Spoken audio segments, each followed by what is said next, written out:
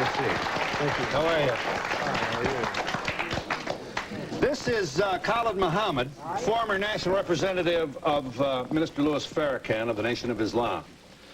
Mr. Muhammad is the man who made so many of the front pages of America's newspapers with a speech at Kean College, which so many people called anti-Semitic and a lot of things. At the very least, racist.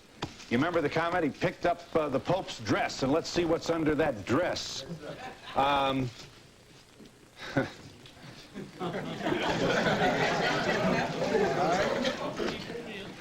Here's what you said about Colin Ferguson, the man who shot a Jamaican black male who shot 6 people on the Long Island train. Mr. Muhammad speaks. Where they set black inmates up in these jails and penitentiaries, and in particular there in Nassau County, and pulled all the black officers out and the black inmates so they could jump on Brother Colin Ferguson, because they were mad with him for catching the Long Island train and killing all them white folks. I love Colin Ferguson.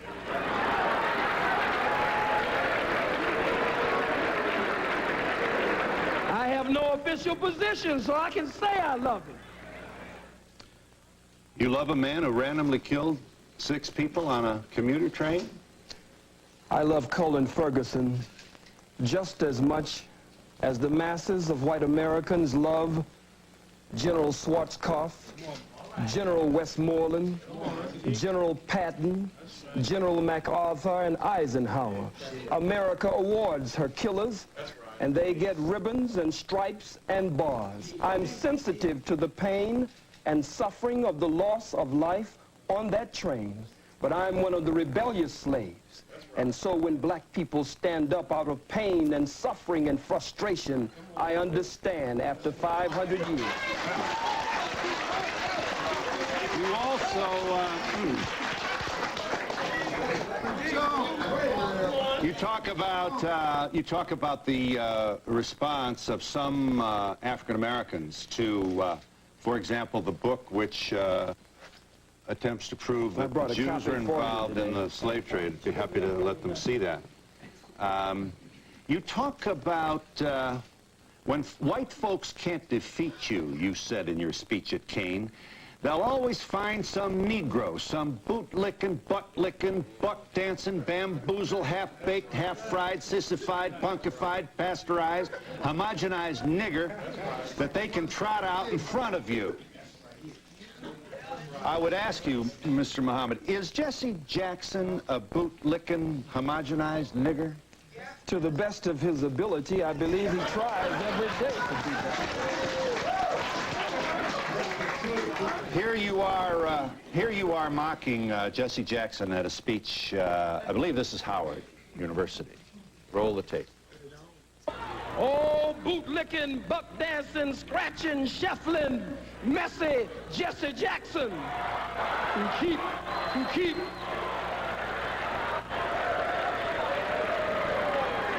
I am a somebody. I am a somebody who keep hope alive. I am a somebody. I don't rightly know who the hell I am, but I am somebody. Yeah. Are you an entertainer, or are you a committed person to black people? I'm so glad you asked that question.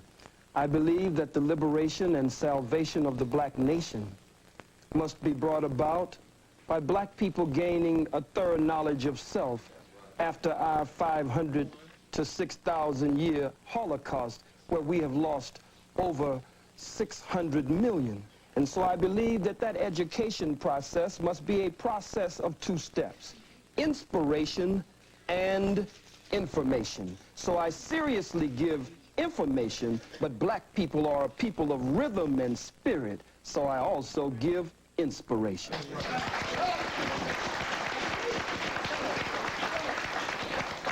From your speech at Kean College in 1960, Chief Luthuli, the head of the ANC, received a Nobel Peace Prize, you reported to your audience, reminded them, for nonviolent struggle. Yeah. Just like Mandela just received it with F.W. de Klerk. How could you stand with your oppressor and your enemy and receive the Nobel Prize for nonviolent struggle?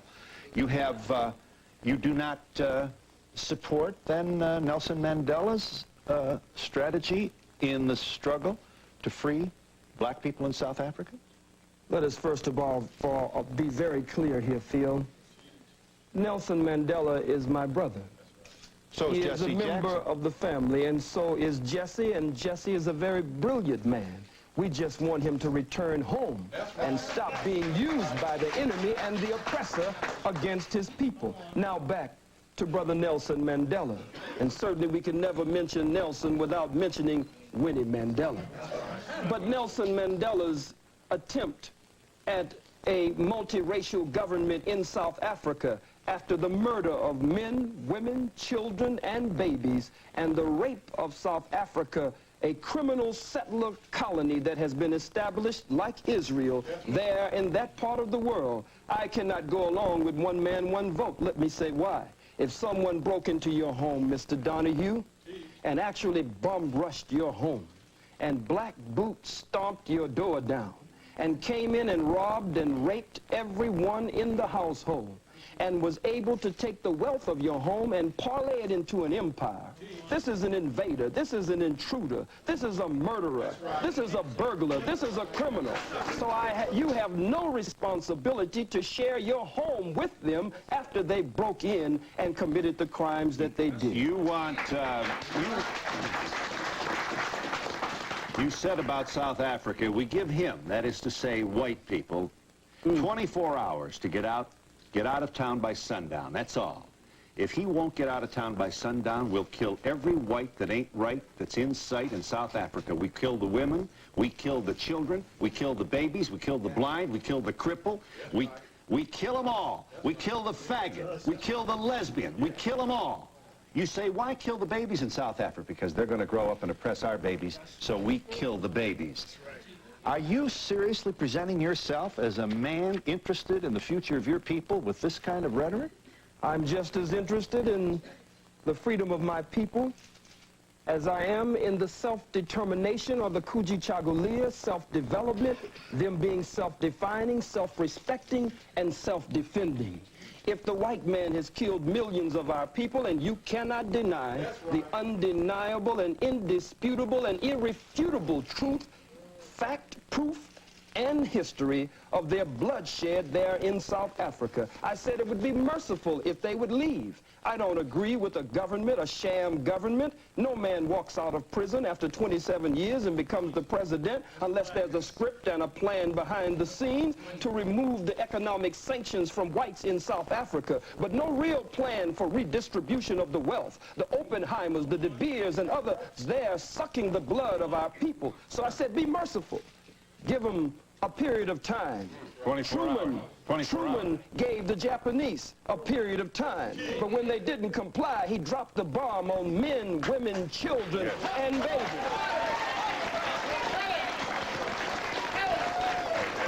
I make no apology for that statement. I believe that the invasion of South Africa was an act of unprovoked war.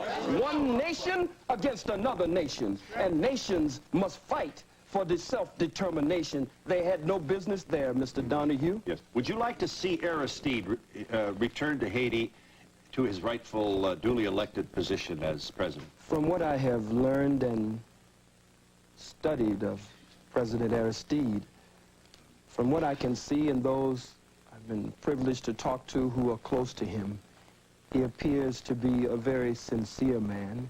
He appears to be a man who really loves our people there and wants to see our people breathe free and correct the problems that colonialism and other disruptions is very definitely at the root of. However, Phil, I do not want to see my beloved brother, President Aristide, returned to Haiti by the power of a Bill Clinton.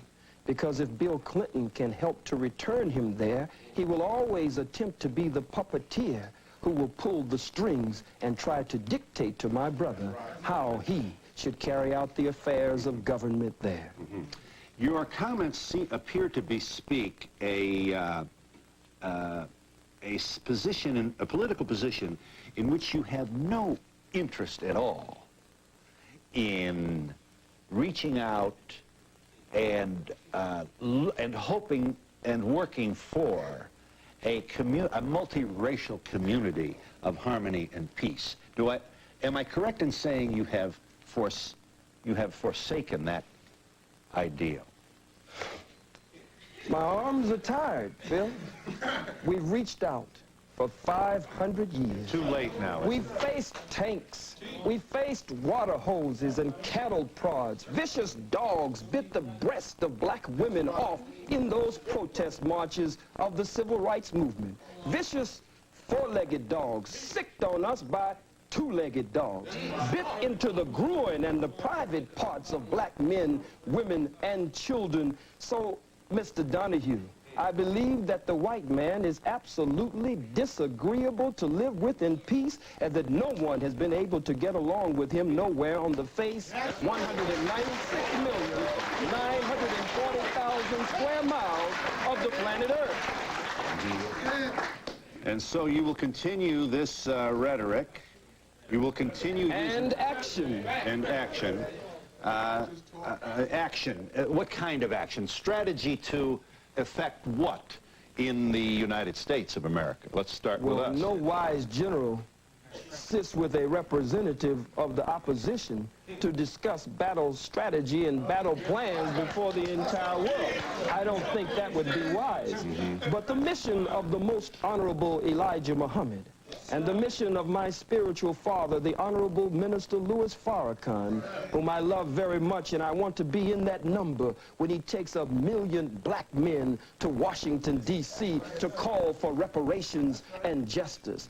Their work is a work of liberation and salvation. Their work is a work to raise the mentally and spiritually dead black man and woman after we have been robbed of our names, our language, our religion, our culture, our God, our folkways, mores, and robbed of a power, the power of our own being. Lift up the Pope's skirt to see what's under there. This is high school stuff. Words like faggot.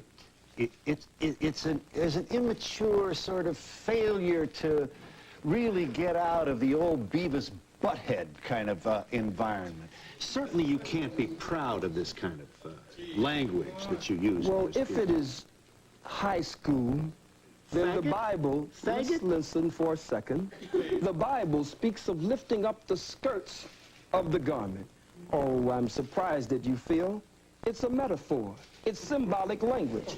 I'm not at all interested in what is under the Pope's clothes. I'm not into that.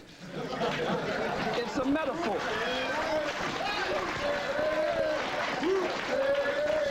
Let's see what's under there. But it is a metaphor to say, let us expose the Pope.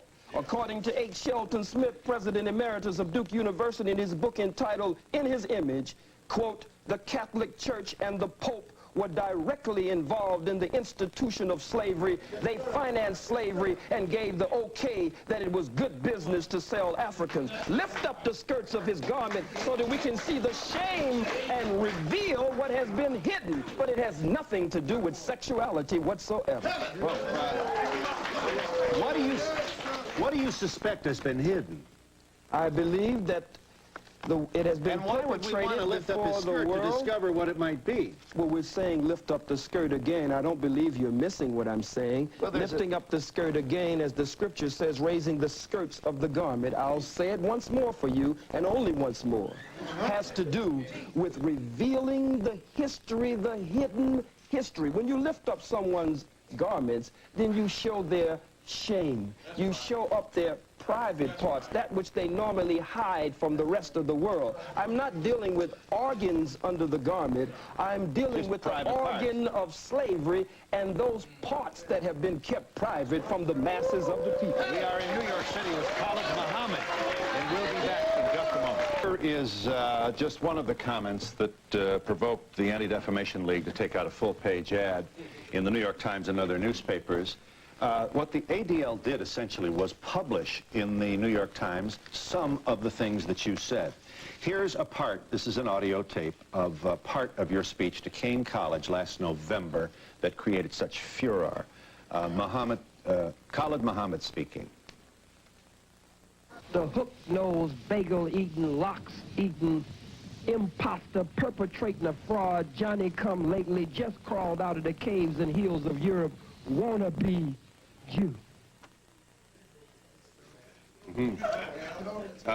Not presuming you haven't been asked this before, but may I ask you kindly to speak to the loved ones of Schwerner and Goodman, who died with one of your brothers, Cheney, buried in a shallow grave in the South in the middle of the Civil Rights Movement because this black man was seen with two white Jews down there causing trouble, trying to promote the civil liberties of your people.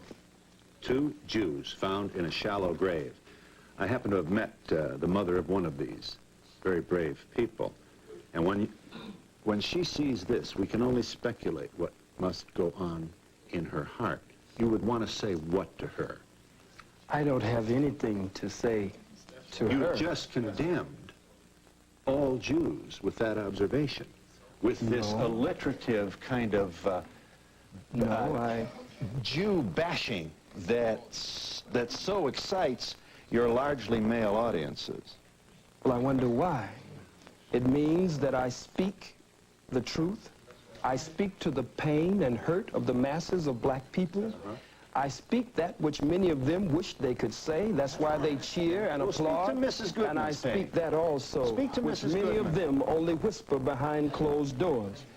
I think it is very arrogant to put this on the screen, and for you and for others to attempt to tell me, one of the Holocaust victims of the African Holocaust, displaced in the death and decadence of the diaspora of the Western world after having been robbed and raped and murdered, to tell me how to hurt.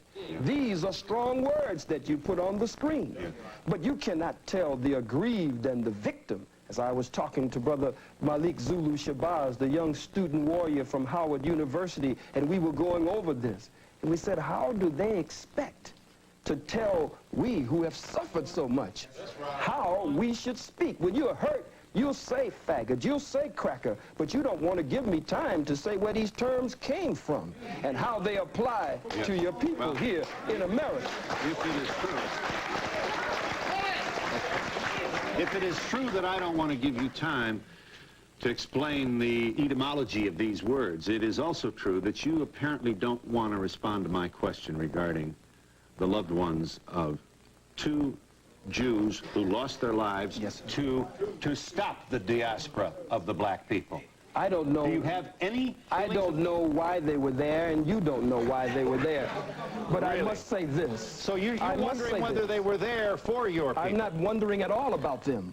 I'm concerned with the suffering and the pain of the masses of black people. No one wants to pay reparations. The Jews received over $100 billion in reparations and gets $4 billion annually. A Holocaust museum was set up for them on this soil for over $200 million, and they get $21 million annually just for operating expenses. But the Catholic Church, the Pope, the Jews, the Arabs, white people in general, no one wants to pay reparations to these, the sons and daughters of Africa. So I speak to them.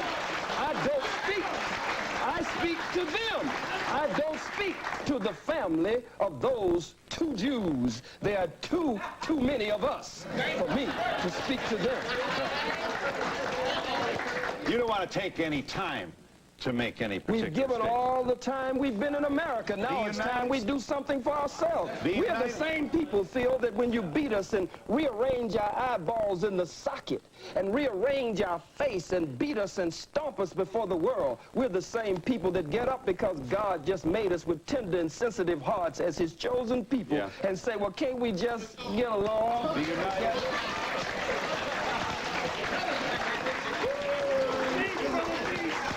The United States House of Representatives, in an unprecedented action.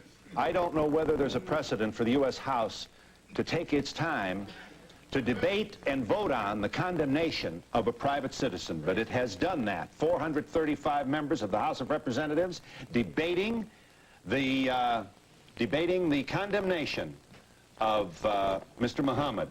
Here are two members of the House on opposing sides. Calling for the censoring of Mr. Muhammad is Congressman Lantos, followed by Congressman Abercrombie, who makes a statement in behalf of free speech. Watch this, House of Representatives. On November 29, 1993, at Kean College in New Jersey, Mr. Khalid Muhammad, a senior representative of the Nation of Islam, delivered an outrageous and violent attack on the principles of racial, religious, and ethnic intolerance. His attempt to incite violence by preaching bigotry and hatred must be swiftly and forcefully condemned by this body. Governmental sanction against any speech, objectionable as it may be, is always suspect. The Constitution has proven to be our strongest safeguard against the Mohammeds of the world. Let us respect and revere the Constitution of the United States and vote down this resolution. Congressman Abercrombie's position did not carry. The final vote by the House of Representatives on the matter of condemning Mr. Muhammad was 361 yea, 34 nay. You have, sir, been condemned by the United States House of Representatives. I assume you are flattered by that action.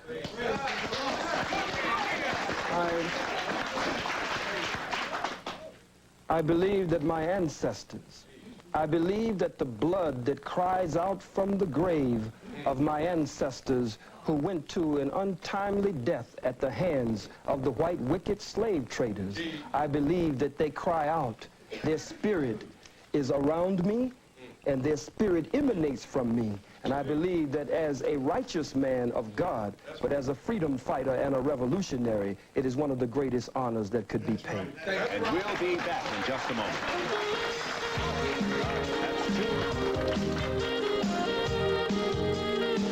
One question for the white audience that's watching this. A lot of times they ask, what can they do to help this situation? And I feel that they should go over to their people and represent this issue the same way this brother puts his life on the line for us. They should be doing the same thing, because otherwise it's going to be a one-sided view. They need to reach their people as well. Yes. What I'd like to know is, what do they say to the KKK, the skinheads, the Nazis? They're so worried about this one brother. What about them? Well, I don't know whether you want to suggest that all white folks support the KKK. Well, enough of them do. Yes. Nobody says anything about, nobody disputes the facts or his facts. His facts are right and exact, and no scholar will debate Dr. Khalid, because Dr. Khalid is right. I'm going to answer that lady's question. Half of the white population does not support KKK. But this gentleman up here is throwing prejudice towards white people only, and it's unfair. Yeah. Yes, my thing is, if what he's saying is not true, let's bring somebody forward to prove him to be a liar. Muhammad, can you please tell me why it's blacks who are killing hundreds of thousands of blacks in Rwanda and other places? And can you please tell me why from Haiti, blacks from Haiti are just risking their lives to come here to the United States of America? I'll tell you if I get a chance.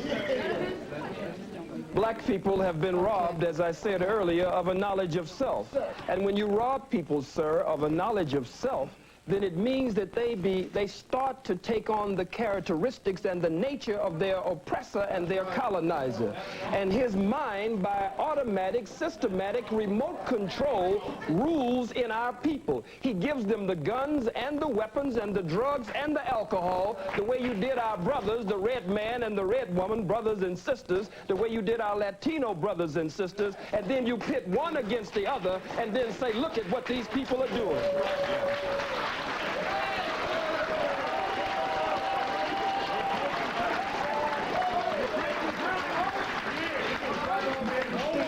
Yes. Adolf Hitler perpetrated the Holocaust. May I have your attention, please? Thank you. Adolf Hitler perpetrated the Holocaust on 11 million people that died, 6 million of which were Jews, 5 million were others. Am I to understand that you would very much support his way of doing things, and him for that matter? Sir, this is not reverse racism nor discrimination that you could tie into your statement on Hitler. If the slave master is whipping the slave and blood is running down the slave's back, and that's incidentally where the term cracker comes from the cracker man who was had the crack of the whip on the slave's back. But if the slave takes the slave master's whip from him and starts whipping the slave master with his own whip, that is not reverse racism, that is not reverse discrimination, that is the slave getting out from under the yoke of bondage and oppression. I don't advocate what Hitler has done before the world. Hitler's struggle. I went to the Holocaust Memorial Museum and I tried to separate Hitler as a freak of nature from the rest of white people. But after all that we have gone through, I know that there's a little bit of Hitler in all white people and a lot of Hitler. And we'll be back in just a moment.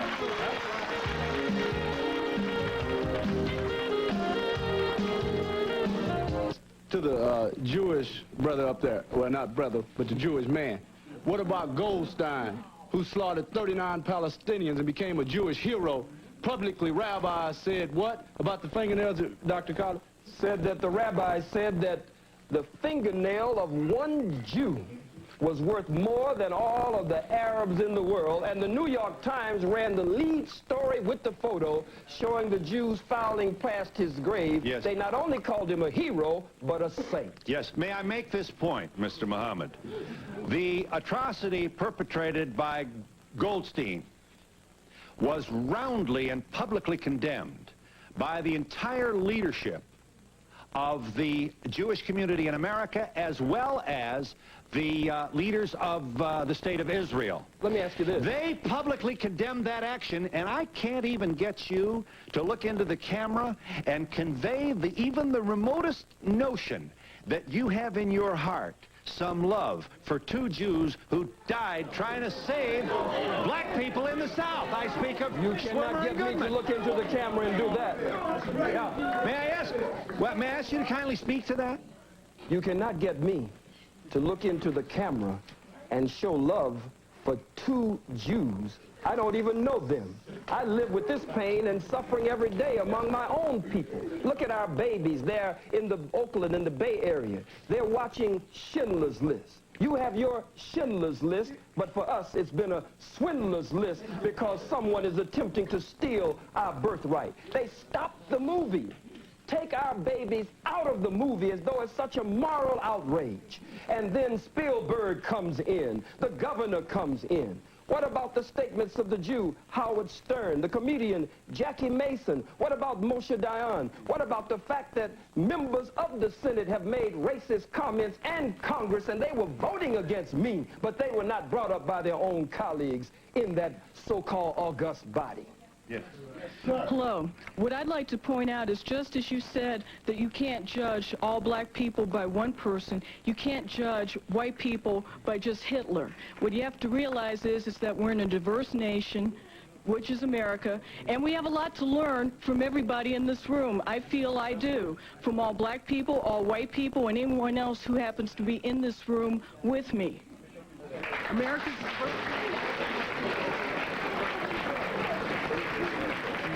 Briefly, sir. Yes, sir.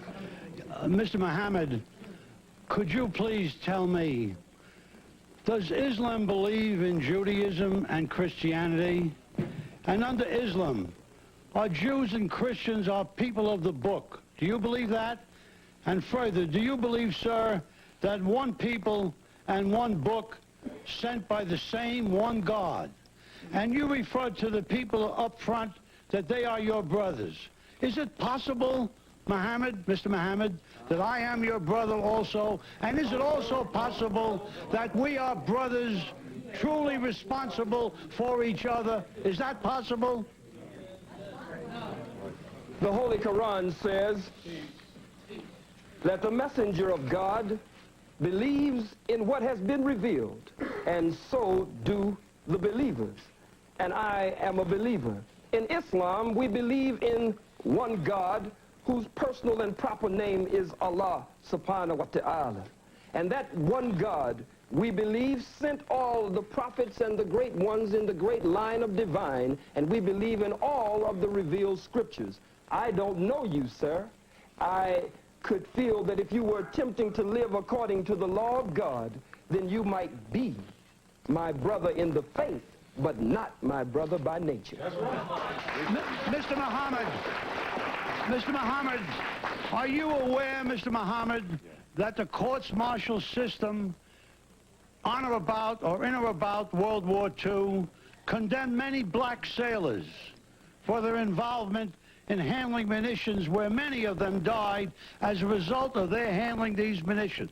Would you believe, Mr. Muhammad, that the Jewish war veterans that I'm proud to represent took this issue on, and we have condemned the United States Navy as it relates to the deaths of these sailors, and we have condemned them for their continuance dishonorable discharge of these black sailors? I ask you, Mr. Muhammad, what have you done on this specific issue?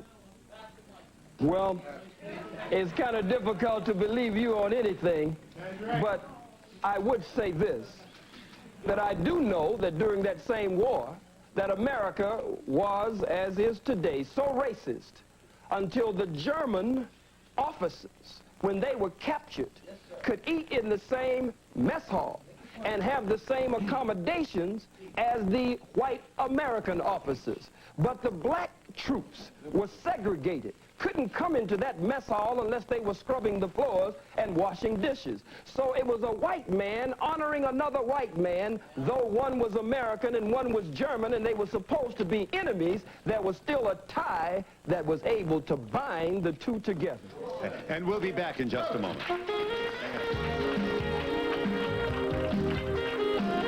You want to show that? What is that? Is that a... It's a black man being burned alive with an audience like this cheering and applauding and tiptoeing to get in the picture. Mm-hmm. Yes, ma'am. Yes, hi. Yes. I'm representing Queens College, and everyone is talking about what's been denied, but the problem that we have as students is our history is not being taught in the textbooks. Right. And by me being a student and a citizen of America, I would like to know, when is that time going to come so you can learn about my history and understand my people? We are not in your books. Yes. Sir. Yes, Phil, I like to say that, you know, what he's saying is being backed up by Jewish scholars as well.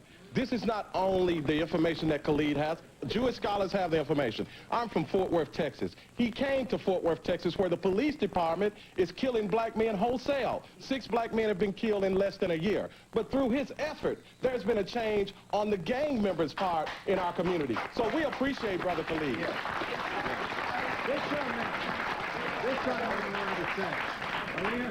Yes, sir. Being an educated college person, I see that you can always bring up events like this, that where people have been killed and mass murders from all people. Let's learn off the past and not make high school comments like yours and put down Hitler-like manners and try to form peace and learn off the past and from the future. Sir, you wanted to say. Sir. Right here. Yes, sir. I'd like to see us lay to rest this whole notion of anti-Semitism. The one thing that is an incorrect statement.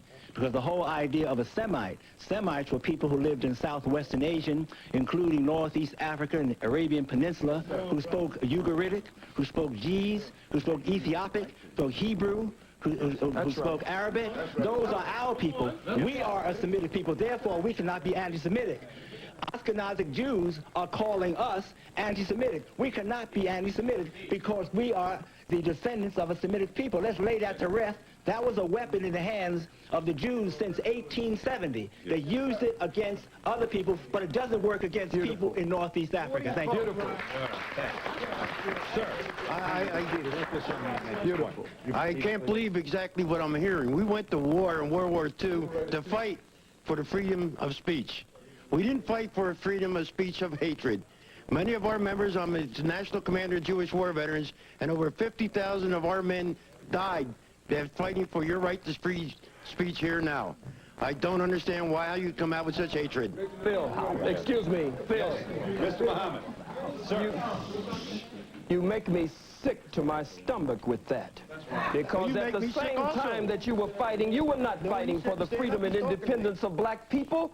Soldiers, black soldiers in segregated companies lost their lives on foreign soil there, but would have to come back and fight just to get a bite to eat and not have to go to the toilet on the side of the road somewhere in the bushes. So you're nothing but hypocrites, and you won't pull that small-time stuff over on me.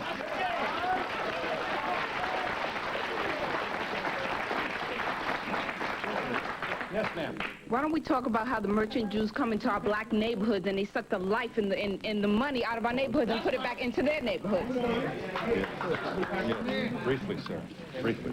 First of all, I'd like to say peace to all the gods and the earths and all the people that came here to represent. Brother Khalid is definitely a true warrior in the cause of black struggle. What I'd like to say as a young black youth is that I feel that America has subjected me to a Holocaust. You understand? From all my ancestors all the way back to even right now, Rodney King, the brother in Staten Island, all we've been subject to is death and destruction here. And as far as Jewish people, in the Bible, it say that ye are of the synagogue of Satan. And I'd like to ask you people, why do you feel that you have cornered the market on sympathy, and why can't you feel the pain of the black Holocaust? Why do you think that when we say the black Holocaust that it's some blasphemous statement? I'd like for y'all to address that. Yes. All right. Beautiful. First of all, sir. Yes, first of all, with regard to the last speaker, the NAACP was partially founded by Jews. But now I'll get to my question. All right, now let me just say one final point. Go ahead. Eldridge Cleaver once said, if you're not part of the solution, you're part of the problem. And I'd like to just end this show, hopefully, by some positive note and ask Khalid if perhaps he'd tell us what his real agenda is. Is it just to go out and try to talk about hating people, or are we going to have a race war, or are we going to have cooperation? We're going to try to work together. Yes, thank you for the question.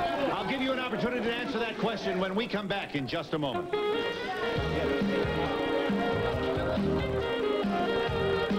To our agreement with Khalid Muhammad, I'm pleased to share this number with you. This is the Black African Holocaust Council 800 number.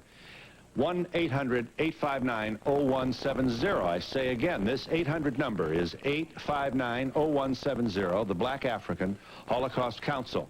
The gentleman has a question of Mr. Muhammad. Are we going to preach hate? Are we going to have a race war? Where are we going, and what would you like to do to promote where you think we should go? We are taught by the Honorable Minister Louis Farrakhan to show courtesy, respect, and kindness, to be polite to all people as long as they are courteous, respectful, kind, and polite to us. That's right. But we must look at the fact that we don't teach hatred. Everywhere we go as black people, we face hatred. Look at it. Look at it. Angel food cake, white people say, is white. Devil's food cake, you say, is black. You wear white to weddings and black to funerals. Blackball, blackmail. You give us a blonde-haired, blue-eyed, pale-skinned, buttermilk complexion Jesus in contradiction to the black Jesus with nappy hair in the Bible. Our own babies, according to behavioral scientists, our baby girls, when confronted with choosing between a black doll and a white doll, there has been so much damage done, they choose the white doll and say the black doll is ugly. So racism is everywhere, and it's institutionalized. We cannot really be racist because racism is prejudice plus power. Nothing I say up here nor anywhere in the world will impact, stop fronting, will impact on any white folks in this audience, on your job, in politics, in economics, in housing, in the society. We don't have the power to do that, so we cannot be racist. You know what I'm saying?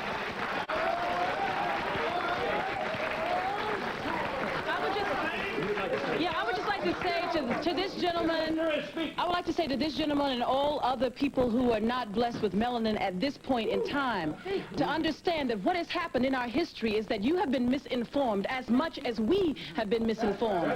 Much of the information that is brought forth, not only from Dr. Muhammad, but other areas, other scholars, are not available to you, as the sister said, in your curriculums that you have for 400 years when you did not allow us to read and write and was being hidden. Whether you, sir, personally did that or not, it was a legacy that was passed on to you. And I end by saying the Holocaust is simply the greatest atrocity on film. Ours was not filmed. Thank you.